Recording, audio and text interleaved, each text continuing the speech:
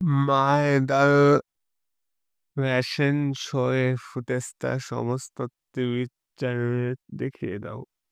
অরন্য সিংহ রায় করে কি করেছে? তাহলে কি সে টাকার জন্য সবকিছু করতে পারে? এটা আমাগো পাখি না। চেনা নেই জানে না একটা পরিস্থিতিকে বলছে একজনের কোলে। কি তার উদ্দেশ্য? এটাই কি তার অভিনব পদ্ধতি বড় বড় পয়সা আশ্রয় দেয়? এভাবেই বিপদে ফেলা। আজকালকার মেয়েরা পয়সার বিনিময়ে যা খুশি তাই করে বেড়াচ্ছে। তাতে সমাজের অধঃপতন কেউ ঠেকাতে পারবে না। কি দিনকাল পড়েছে বলুন তো, দেখে তো ভদ্রঘরের মেয়েই মনে হচ্ছে। বাপ মায়ের মুখে চুনকালি মাখিয়ে দিল। সি সি সি সি সি সি সি। আরে আরে এ তো আমাদের সেই মায়ের আর শরৎ বাবুর মেয়ে, তাই?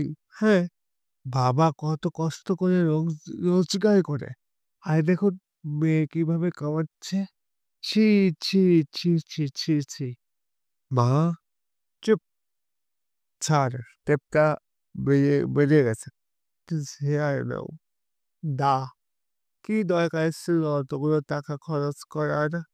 আমাদের লয়ার তো আছেন। কি করে তোদের তোর যতই টাকা থাকুক না কেন, মায়ের ইচ্ছে ছাড়া কখনো কিছু হতে পারে না। অরণ্য সিংহ রায়েরও না।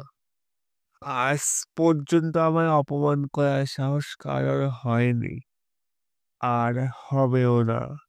এই টাকাটা তার জবাব।